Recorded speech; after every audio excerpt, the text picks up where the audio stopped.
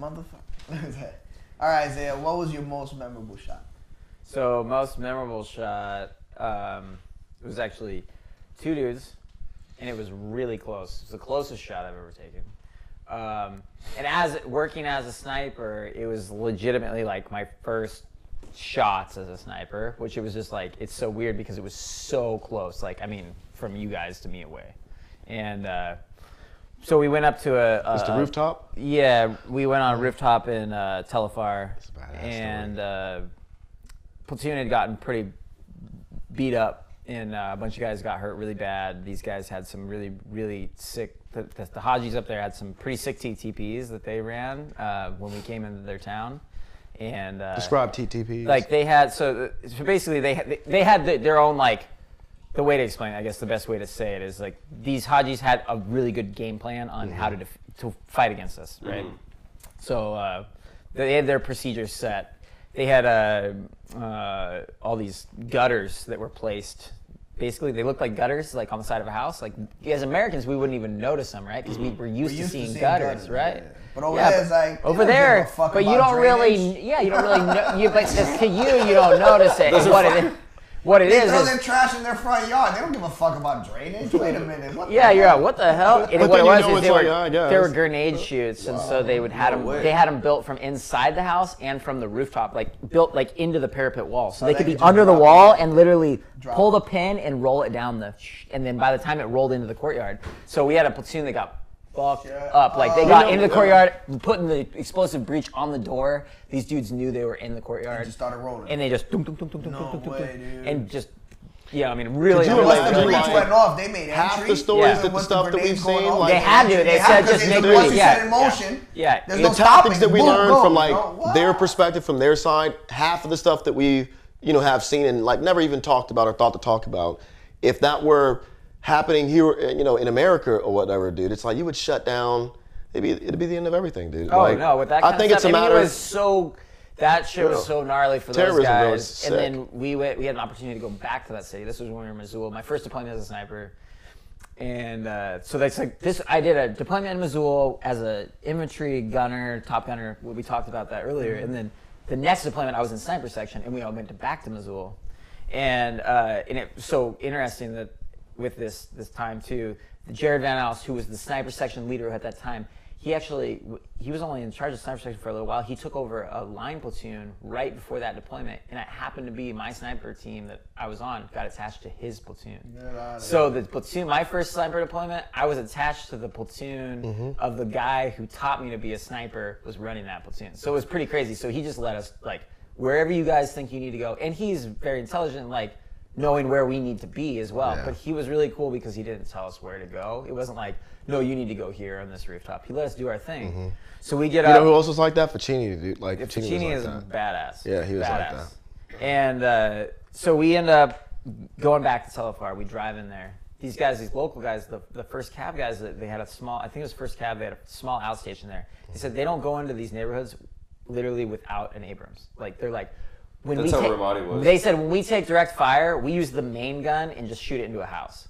And then we're like, oh damn. That's how Ramadi was. And so we go there. I mean, this was 2005. Yeah, 2005. Toe into a house. Fuck it. Yeah, 2005 in Telefar. So this is like heading northeast towards the Syrian border from Missoula. Where he was shooting dudes. Yeah. And to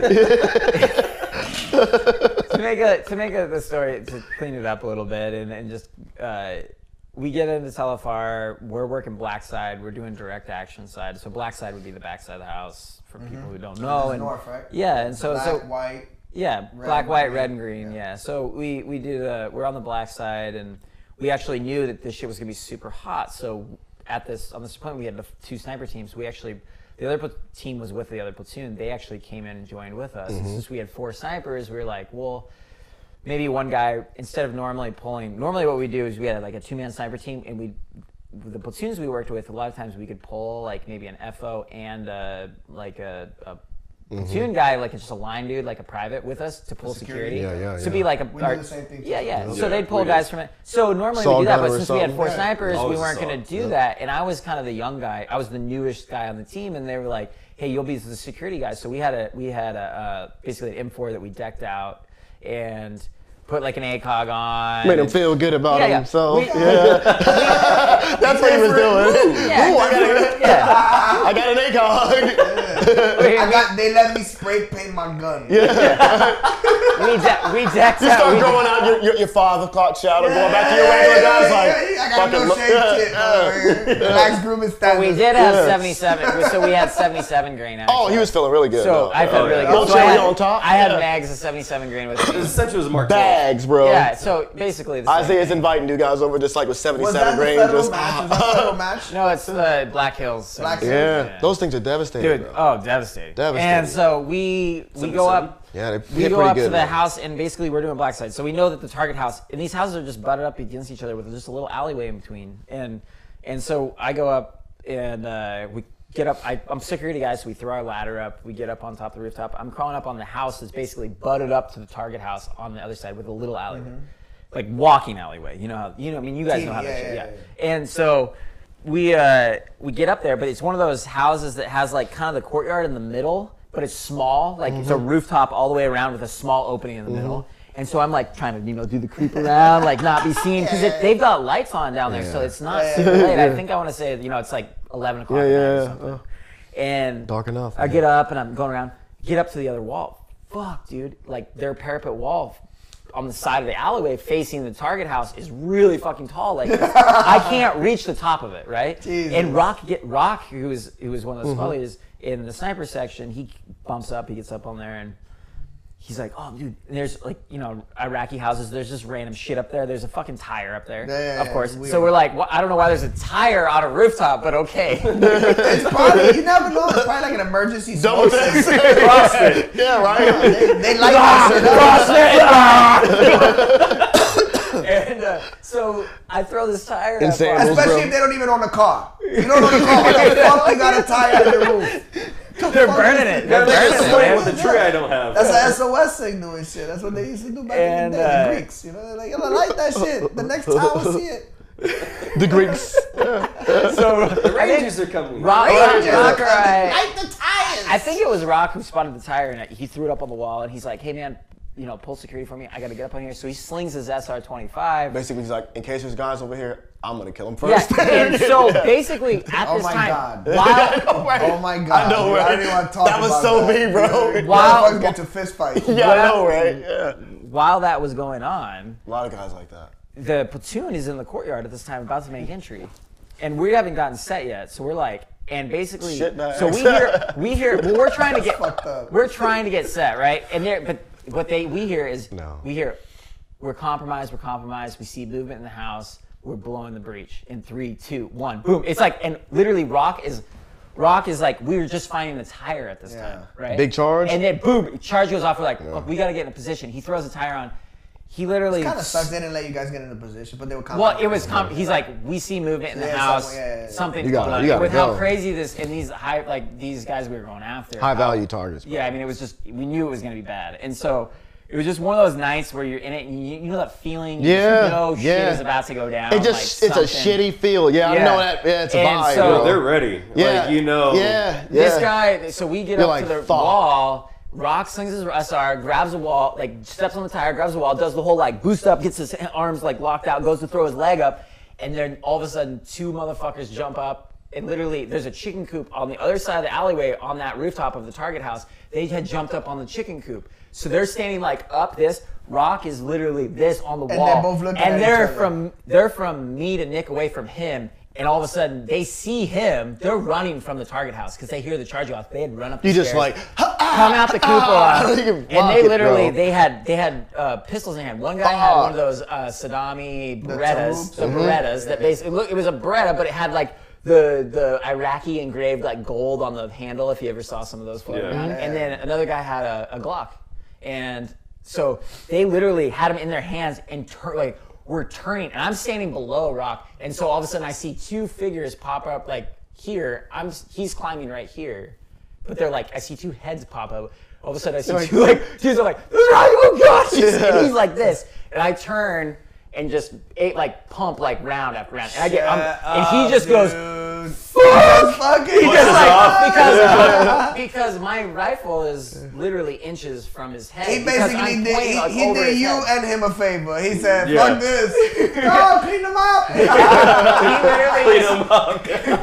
literally just bailed off. I jumped up on the tire, and I was like so jacked up and he saved the shit out of him, and bro. hyped up that it was like. You feel cold, I put bro. 10 rounds into each dude. And they're literally just laying there, and I'm just like, go, go, go, go.